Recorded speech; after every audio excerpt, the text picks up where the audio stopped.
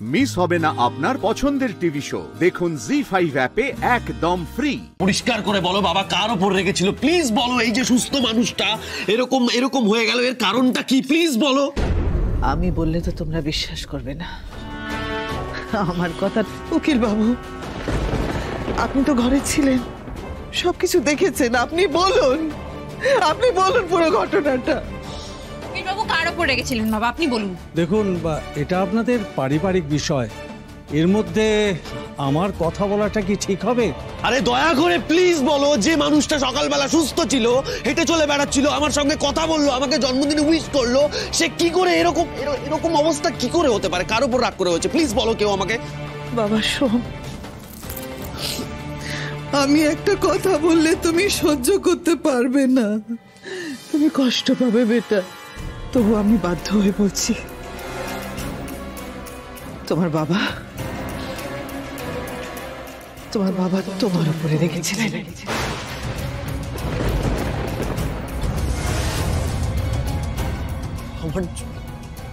এই দিদি, মা কি বলছো শোনো, বাবা নাকি আমার জন্য বাবার এই অবস্থা হয়েছে? আমি কি করেছি? এটা হতে পারে না সোমরাজ বাবু, এটা মিথ্যে কথা। আপনি মিথ্যে কথা বলছেন, আপনি যাহা মিথ্যে কথা বলছেন, মিথ্যুক আপনি করেছেন যা করেছেন। না ম্যাডাম, মিথ্যে বলছেন না, আমার সামনেই পুরো ঘটনাটা ঘটেছে। আমি বলছি সুজয় বাবু সোমরাজের উপরে রেগেছিলেন।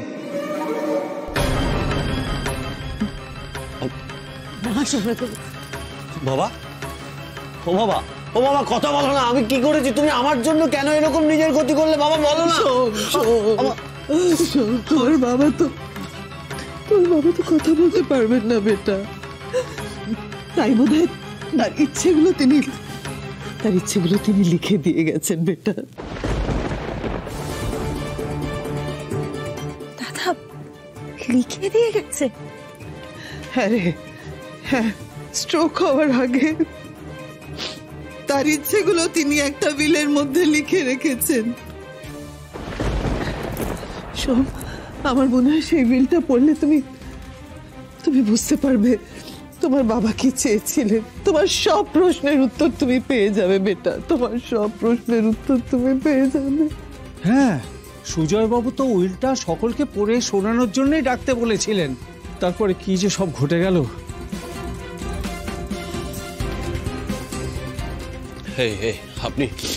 আপনি তাড়াতাড়ি উইলটা পড়ুন তো, কি লেখা আছে আমি দেখি।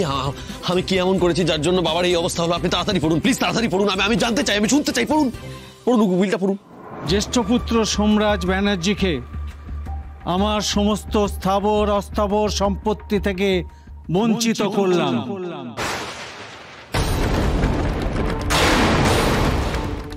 আমার ব্যবসা ব্যানার্জি টেক্সটাইলস থেকে বহিষ্কার করলাম